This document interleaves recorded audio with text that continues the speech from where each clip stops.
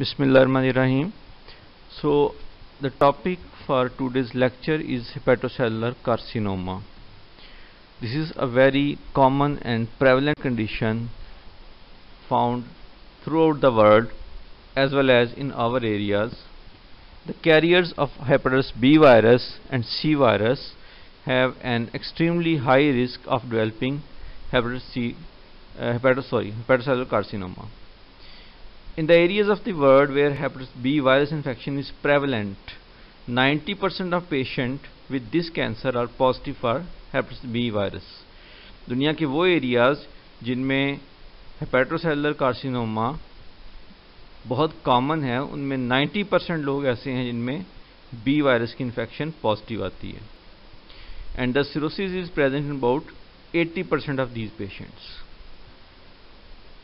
And the underlying mechanism is development of hepatocellular carcinoma is related to integration of viral hepatitis B virus DNA into genome of host hepatocyte and degree of viral replication about more than 10,000 copies per ml.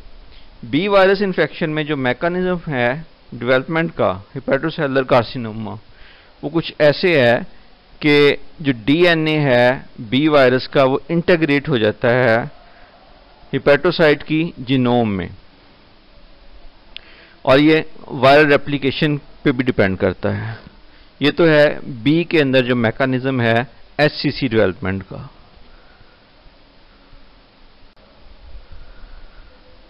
Now what's the picture in hepatitis C virus. The risk of hepatocellular carcinoma and hepatitis C virus is even higher. जैसा कि हम अपनी population में देखते हैं कि hepatitis C virus के patients में हेपेटोसेलुलर कार्सिनोमा की प्रेवलेंस बहुत ज़्यादा है और बढ़ती जा रही है. This risk is even higher than hepatitis B virus, और जो कंबाइंड हेपेटाइटिस बी और सी के पेशेंट्स हैं उनसे भी ज़्यादा है. एंड इसमें कोई मैकेनिज्म भी वो नहीं है, इंटीग्रेशन नहीं होती थी. जैसे कि बी में मैकेनिज्म था कि होस्ट सेल जीनोम जो है उसके अंदर उसका डीएनए जाता है और इंटीग्रेशन होती है. ये आरएनए वायरस है हेपेटाइटिस सी वायरस, इसका आरएनए अंदर नहीं जाता और कोई इंटीग्रेशन भी नहीं होती, इसका मैकेनिज्म वो नहीं है. And what it is mechanism in HIV infection. Cirrhosis जो है अक्सर पेशेंट्स में होती है जो कि बी हो, सी हो, एचआईवी हो, but in case of HIV cirrhosis always present. Cirrhosis एक बड़ा कॉमन एंटीसीडेंट फैक्टर है डेवलपमेंट ऑफ एचसीसी के लिए. And what are the other causes or the conditions which lead to development of hepatocellular carcinoma? These include alcoholic cirrhosis, which is more common in European countries, then non-alcoholic fatty liver disease, hemochromatosis, और males obviously ज़्यादा affected हैं इससे than females, क्योंकि females में monthly loss of blood होता है, वो ज़रा कुछ कम इफेक्टेड होती हैं. Then other aetiological factors include aflatoxin. Aflatoxin क्या है? It's a metabolite of a fungus found in groundnuts. Then androgenic steroids जो कि ये बॉडी बिल्डर्स यूज करते हैं, एंड ओरल कॉन्ट्रासेप्टिव पिल्स. तो ये कुछ और हैं फैक्टर्स जो कि इन्वॉल्व हैं डेवलपमेंट ऑफ एचसीसी में. What is pathology? ट्यूमर इधर सिंगल है और मल्टीपल नोड्यूल्स की शक्ल में हो सकता है थ्रू आउट द लिवर, जिसको मल्टीफोकल हेपेटोमा बोलते हैं. Histologically, it consists of cells remembering hepatocytes, and it can metastasize via hepatic and portal veins. Veins के through metastasize होता है to lymph nodes, bones, lungs, ऐसे different areas में metastasize हो सकता है, जो कि ये slide में दिखा है. Now, what investigation you will carry out in a patient of hepatocellular carcinoma? क्या इंपॉर्टेंट इन्वेस्टिगेशन है जो हमने करवानी है? Non-invasive include serum alpha-fetoprotein estimation. May be raised but is normal in at least 1/3 of patients. 1/3 patients में normal होता है serum alpha फिटोप्रोटीन level, सब में रेज नहीं होता। और एक और इसकी वैरायटी है फाइब्रोलैमिलर वैरायटी, उसमें भी नॉर्मल होता है। कुछ कंडीशंस में वैसे नॉर्मल रेज हो सकता है, लाइक सिरोसिस में भी कुछ रेज होता है, लेकिन उस लेवल का नहीं होता जिस तरह का एससीसी में रेज होता है। Then ultrasound, the most early non invasive investigation जो कि हम कैरी आउट करते हैं, and it can pick a filling defect in about 90% of cases. Underlying cirrhosis को भी पिक करता है, फिलिंग डिफेक्ट को पिक कर सकता है। Then most commonly carried out next investigation is a contrast enhanced CT scan. It identifies hepatocellular carcinoma. This is biphasic or triphasic CT scan, जिसमें arterial phase है और वीनस फेज है। Arterial phase में क्या है, because this is a very vascular tumour, in arterial phase there is arterial enhancement of the tumour, ये ज्यादा prominent हो जाएगा। And in venous phase there will be venous washout effect, less prominent. So with this phenomena it will be able to differentiate this tumor from other tumors जो कि जिसमें ये effect नहीं आता, उन ट्यूमर से और अदर लीजन से आप इसको डिफरेंशिएट कर सकते हैं। So this biphasic phenomena or triphasic CT scan is used to differentiate SCC from other tumors of liver और other lesions of liver, लेकिन इसकी अपनी यील्ड है, लेस देन 1 सेंटीमीटर लीजन्स को ये शो नहीं कर सकता है। Then MRI, yes, it can further help to delineate the lesions. And the last, tumor biopsy. Tumor biopsy is generally not carried out. अगर ऊपर वाली सारी इन्वेस्टिगेशन के ऊपर डायग्नोसिस बन जाता है तो ट्यूमर बायोप्सी करने की जरूरत तो नहीं है, कॉन्फिडेंट डायग्नोसिस बन जाता है तो जरूरत नहीं है। And other side effect is seeding of the biopsy tract with the tumour cells, जो कि कॉमन बायोप्सी का साइड इफेक्ट होता है। But you may go for it if the diagnosis in doubt और बाकी सारी इन्वेस्टिगेशन पे कोई क्लियर डायग्नोसिस नहीं बनता, then you can go for tumour biopsy. Now this is a contrast enhanced CT scan showing cirrhotic liver and a hepatocellular carcinoma in the right lobe of liver. Then an MRI scan showing gadolinium enhancing scan showing hepatocellular carcinoma in the right lobe of liver.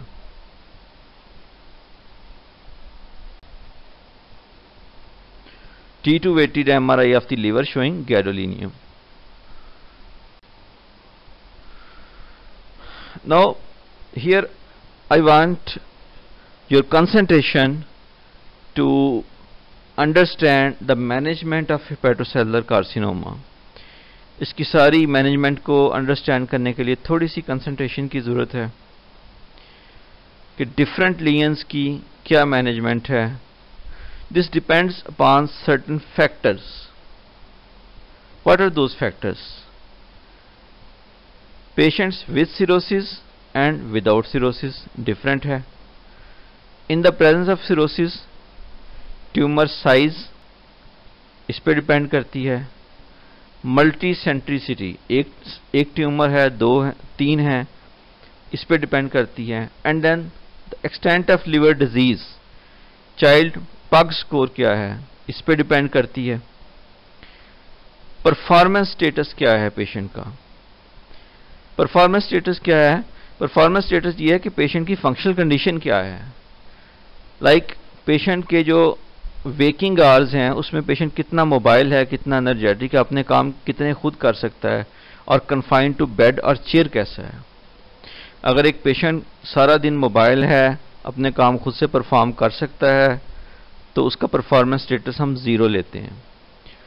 और अगर एक patient जो है वो अपने waking hours में 50% hours में confined to bed और चेयर है, उसका परफॉर्मेंस स्टेटस 2 लेते हैं। और एंड पे हम एक एल्गोरिदम डिस्कस करेंगे जिसमें हम ये सारे फैक्टर्स डिस्कस करेंगे कि इसमें सिरोसिस के साथ आएगा, ट्यूमर साइज भी आएगा, मल्टी सेंटिसिटी आएगी, पग स्कोर आएगा, कि कैसे डिफरेंट लीजन्स की मैनेजमेंट डिफरेंट कैसे है, किस पेशेंट में हमने कौन सा मेथड यूज करना है, मतलब कौन सी प्रेफरेंस देनी है, हमने किस मैनेजमेंट को प्रेफर करना है दूसरी के ऊपर। Now the prognosis obviously depend करता है ट्यूमर साइज पे, वास्कुलर इन्वेजन पे। जिस ट्यूमर का साइज ज्यादा है उसका प्रोग्नोसिस खराब ही होगा ना। और वास्कुलर इन्वेजन पे जो ट्यूमर वास्कुलर इन्वेड कर गया है, मेटास्टेसाइज कर गया है, उसका प्रोग्नोसिस क्या होगा? ऑब्वियसली खराब होगा। लिवर फंक्शन पे डिपेंड करता है, सिरोटिक लिवर है नहीं है। स्क्रीनिंग जो है वो मोस्ट इंपॉर्टेंट टूल है जिसने अर्ली डिटेक्शन के साथ आउटलुक को इंप्रूव कर दिया है। How? Cirrhotic patients who would be suitable for curative therapy, if diagnosed with SCC, should be offered screening with 6 monthly ultrasound and AFP. ये गाइडलाइन है कि वो सिरोटिक पेशेंट जिनमें अगर आप डिटेक्ट कर लेते हैं अर्ली, जिनमें आप नेक्स्ट क्यूरेटिव थेरापीज कर सकेंगे, उनको आपने स्क्रीनिंग पे डाल देना है। हर 6 माह के बाद उनका अल्ट्रासाउंड करवाना है, अल्फा फीटोप्रोटीन करवाना है। Why? If you diagnose SCC early, you can perform some curative therapy like liver transplant हो सकता है, रिसेक्शन हो सकती है, इथेनॉल इंजेक्शन लग सकता है, और आप उनकी जो है रेडियो फ्रीक्वेंसी एब्लेशन कर सकते हैं, तो प्रोग्नोसिस बेहतर हो सकता है। ये आप तब कर सकेंगे कि अगर आप उनको स्क्रीनिंग पे डालेंगे। अगर स्क्रीन ही नहीं होगा, ट्यूमर साइज बढ़ जाएगा और वो ट्रीटेबल नहीं रहेंगे, क्योरेबल नहीं रहेंगे, तो वो इस में से निकल जाएंगे, तो फिर उनकी क्यूरेटिव थेरापी नहीं हो सकी, फिर वो पैलिएशन पे चले जाएंगे। सो ये गाइडलाइन है कि जो पेशेंट आपके पास इनिशियल इवैल्यूएशन के लिए आता है, आपने देखना है कि अगर इस पेशेंट को SCC डेवलप हो जाए तो ये क्यूरेटिव होगा या नहीं होगा। अगर ये क्यूरेटिव थेरापी का कैंडिडेट होगा तो आपने उसको 6 माह के अल्ट्रासाउंड और AFP की स्क्रीनिंग पे डाल देना है।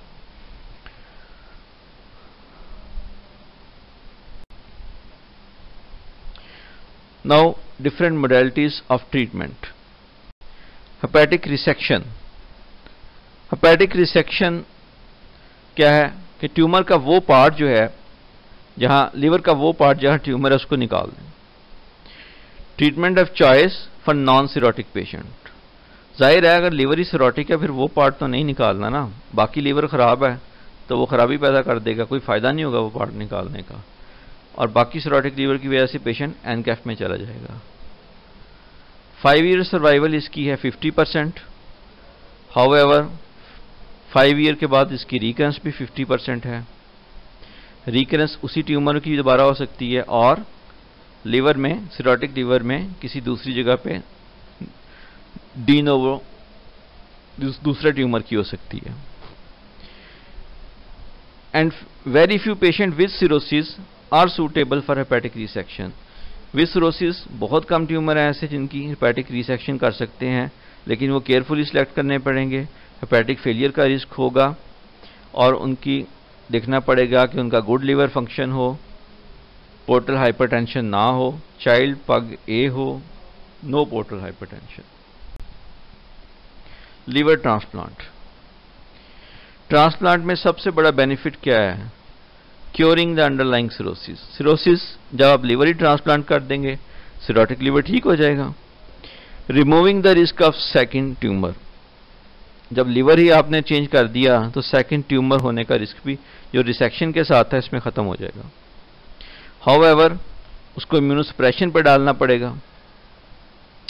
इम्यूनोसप्रेशन में risk of reactivation of virus होगा। इसमें है कि आपने सूटेबिलिटी देखनी है ट्रांसप्लांट की, कि पेशेंट सूटेबल भी है ट्रांसप्लांट के लिए। सूटेबिलिटी को आप कैसे असेस करेंगे?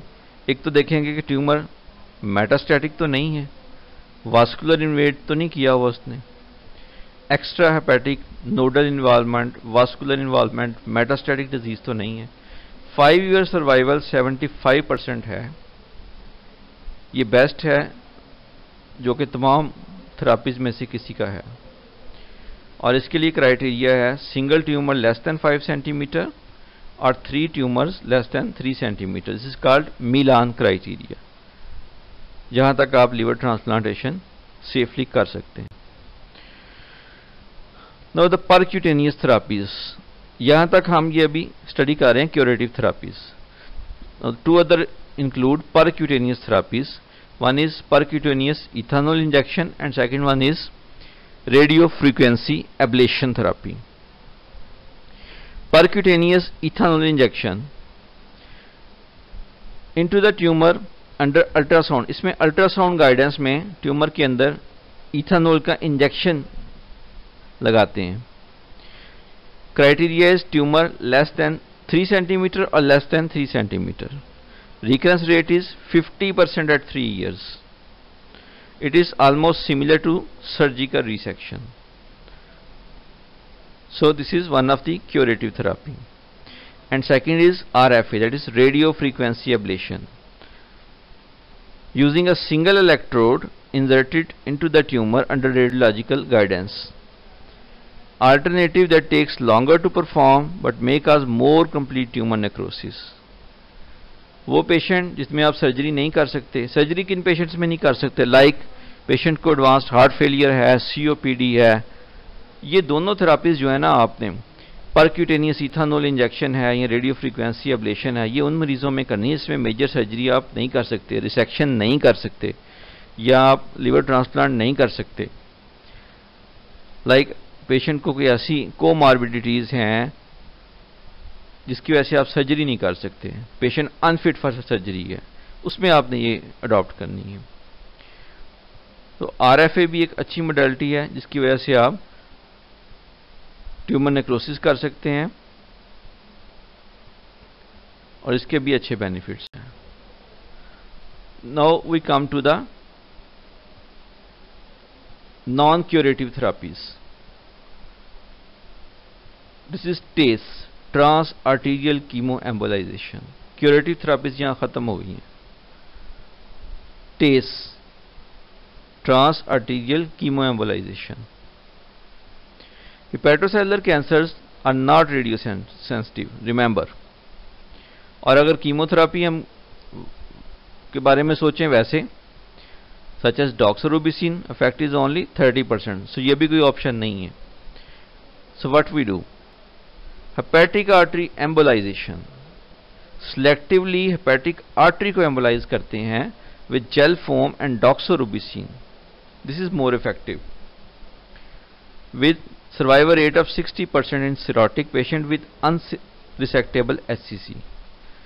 ये आपने किन पेशेंट में करना है? Concentrate please. cirrhotic patients with unresectable HCC. This is non-curative therapy.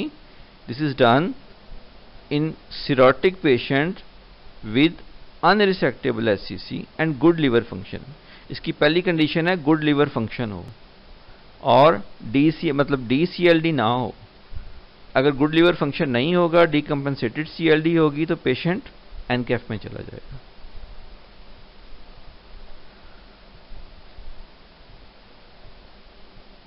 So this is another option. Then systemic chemotherapy. Sorafenib is the drug which is used for systemic chemotherapy. This drug improves survival from about 10 months in cirrhotic patients. It's a multi-kinase inhibitor with activity against RAF, vascular endothelial growth factor and platelet-derived growth factor signaling. The first systemic therapy to prolong survival in HCC. Another drug is Sorafenib, but its role remains to be established. So इसकी survival जो है benefits तकरीबन 10 months तक हैं। So good drug for systemic therapy,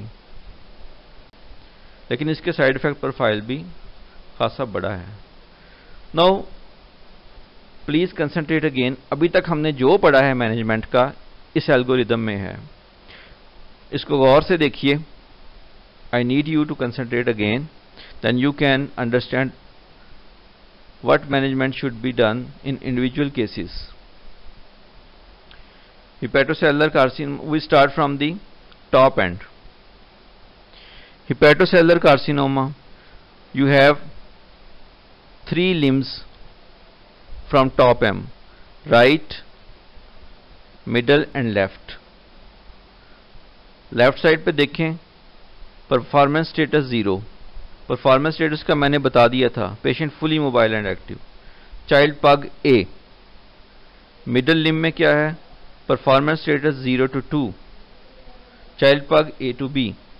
और right limb में क्या है, performance status more than 2, Child Pugh C, that is patient confined to bed और chair for more than 50% waking hours, और चाइल्ड पग C है इसके अंदर। अब ट्यूमर की स्टेजेस हैं इसके नीचे, ये 5 डिफरेंट स्टेजेस हैं इसके नीचे। Very early stage, intermediate stage, advance stage और टर्मिनल स्टेज है। अब डिफरेंट स्टेजेस में कैसे इसकी मैनेजमेंट है। वेरी अर्ली स्टेज क्या है, एक ट्यूमर है, single tumour less than 2 centimetre. What to do of it,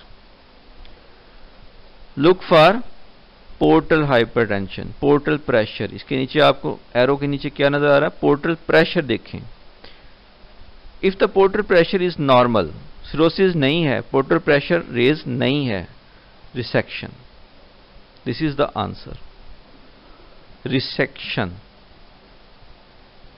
left lower most, resection. Then second stage, early stage, single tumour. इसमें थोड़ी सी डेफिशिएंसी है, मैं बताता हूं। Single tumour less than 5 centimetre, this was deficiency. और 3 tumours 3 centimetre और less than 3 centimetre. Then again look for portal pressure. Portal pressure normal, resection. अगर सिंगल ट्यूमर है 5 सेंटीमीटर से छोटा, या 3 ट्यूमर या 3 से कम ट्यूमर है और पोर्टल प्रेशर नॉर्मल है, उसको भी रिसेक्ट कर सकते हैं। सिरोसिस नहीं है, पोर्टल प्रेशर नॉर्मल है। But if there is portal pressure is increase और cirrhosis is there, then liver transplant. जब भी सिरोसिस साथ है, फिर आपने लिवर ट्रांसप्लांट करना है। In first case and also the second case, that is very early stage हो, अर्ली स्टेज हो, कोई भी स्टेज हो, अगर साथ सिरोसिस है, पोर्टल प्रेशर रेज है, फिर आपको लिवर ट्रांसप्लांट करना पड़ेगा। अगर ये चीजें नॉर्मल हैं, then resection. But if there are associated disease, that is comorbid conditions, ये मैंने आपको मैनेजमेंट में भी बताया है पीछे, कि अगर एसोसिएटेड डिजीजेस हैं, कोमॉर्बिड कंडीशंस हैं, एडवांस सीओपीडी है, हार्ट फेलियर है, रीनल फेलियर है, कुछ और चीजें हैं, सर्जरी नहीं कर सकते, देन 2 मोडेलिटीज हैं क्यूरेटिव। एक परक्यूटेनियस इथानॉल इंजेक्शन है और एक आरएफए है, radio frequency ablation. You can perform this. So these 3 are curative therapies: resection, liver transplant and RFA, percutaneous ethanol injection. And the median survival of these modalities is more than 60 months. Overall survival इनकी 60 months से ज़्यादा है. Now come to intermediate stage, जो middle में है, TACE. Overall survival is 20 months. Now advanced stage. Advanced stage क्या है? Portal vein invasion. Portal vein invasion है, nodal involvement है, metastatic involvement है. Then go for systemic therapy, sorafenib. Overall survival is about 10 months. And then right most terminal stage, बिल्कुल terminal stage है patient की, patient डिबिलिटेटेड है, then test आपने सोरेफनिब भी use नहीं करनी।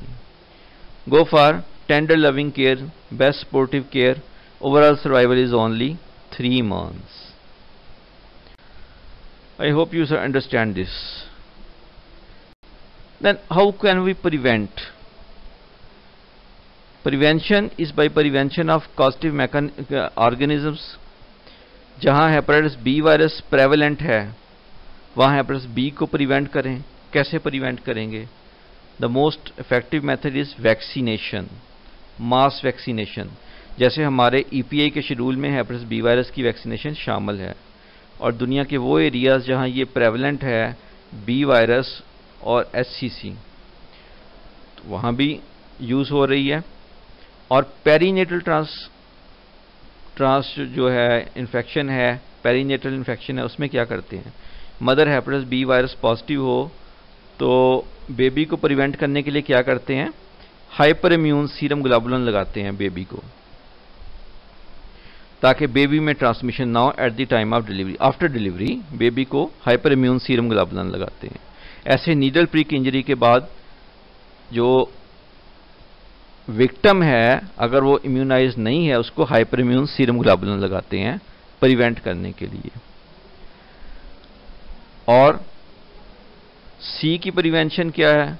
कोई वैक्सीन नहीं है, जस्ट केयर है, नीडल प्रिक इंजरी ना हो, न्यू नीडल यूज़ की जाएं, और बाकी जो केयर्स हैं टूथब्रशिस का है और बार्बर का है, बाकी जो केयर्स हैं सारी अलग से यूज़ की जाएं, न्यू रेजर यूज़ किए जाएं, जनरल पब्लिक अवेयरनेस है। यही सारे फैक्टर्स हैं बी और सी के। देन जो बाकी हमने कुछ फैक्टर्स पढ़े हैं लाइक अल्कोहलिक सिरोसिस से भी हो सकता है और non alcoholic fatty liver disease से है। Do care about these things also.